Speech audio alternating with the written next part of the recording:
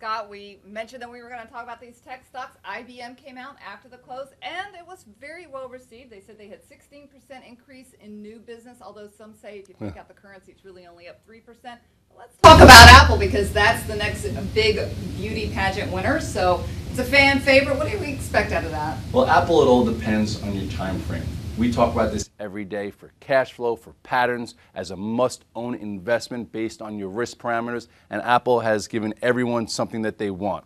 You know, if you want to trade it for 1 to 3 days, there are moves. If you want to hold it, you know, we're at a historic high. So obviously, if you picked correctly, you've been rewarded. But right now is a tricky time because everyone's upped all their projections for the iPad, for the iPhone, and we're at historic highs. So it makes it a little tricky that it better be that good. They better not come in and tone down their guidance, which historically Apple does because we could see a correction. So depending on your time frame is how you have to handle this. I wrote a big blog post about it. I don't have time here. Check it out and try and overlay it with your own strategy, but it does look good. Right, they've got new product coming out. They've got a new iPhone coming out. Analysts are raising their price targets up all across the board. Everyone expects this thing to go well over $400. Yeah, and I said 425 to 450 when it was in the 330 area. And at this point, if you're in like a tier 2, tier 3 into new highs, get a little comfortable. I would get down to a tier 1. And if you're a long-term holder and you want to handle the volatility, sell some in-the-money calls. You could probably at 375 right now sell the 360s, you know, for like 25, 30 bucks. I'm not looking at it right now.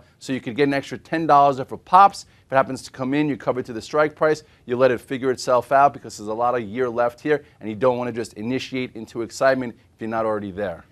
Let's move on to Amazon. Amazon, I'm hearing, is going to have a tablet at Christmas, you know, so I don't think they're going to give Apple that much competition, but they're also losing a lot of their book competitors. So is Apple just rising to the top off of this? I mean, Amazon rising to the top? Well, Amazon's been a chosen one. It made new highs in early July. It was a leader. I think it's flagging very nicely up here. I'm actually going to watch over the next few days because if this were to get above this little descending channel here, above 215, I think it makes new highs ahead of earnings. So I'm going to watch this for a trade. Now, as an investor, the pattern still looks good. If you've been holding Amazon, congratulations. It's one of the chosen ones. Let's talk about Baidu. They're going to be reporting on Monday. I know you mentioned a lot about trying to buy stocks ahead of earnings and how that happens and relates. So what can we expect out of Baidu? Well, Baidu, ever since it held the 200-day moving average, has been trading very well on patterns. I'm happy that the earnings aren't until next week because maybe we could be at those highs. You saw Google's earnings were really good, and Baidu is considered to have a ton more growth.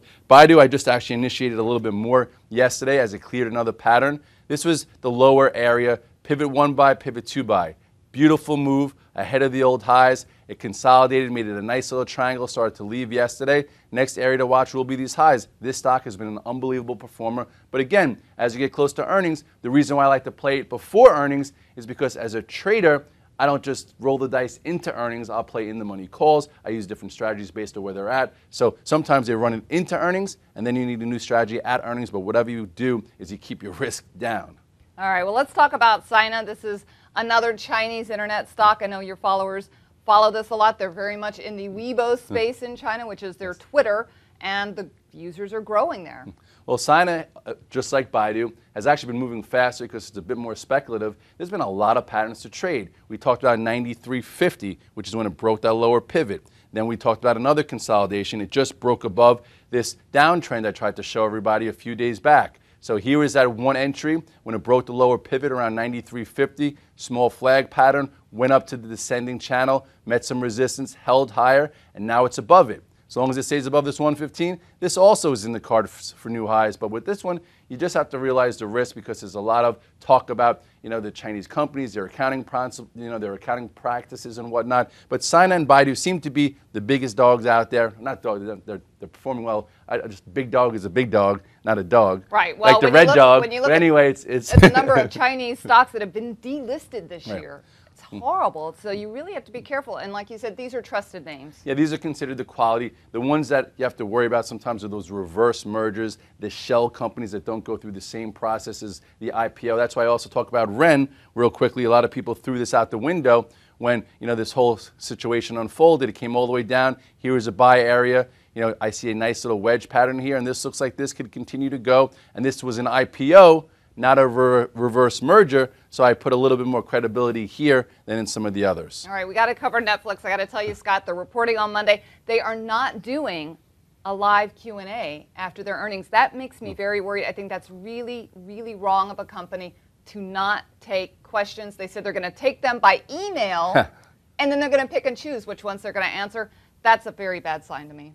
Okay, well, we shall see. You know, today they got their price target up from, I think, 325 to 375. It's been acting very choppy lately. I've been staying away from it because of the choppy nature and because of all the analyst downgrades, because of what you just said with the Q&A and the price action. So I'm staying away from this one just in case it changes. But we'll see the report happen. We know the technical levels. I think 307 was that old high. If it gets above there, you're going to see another squeeze, and then I'll probably be in there just for a trade. All right.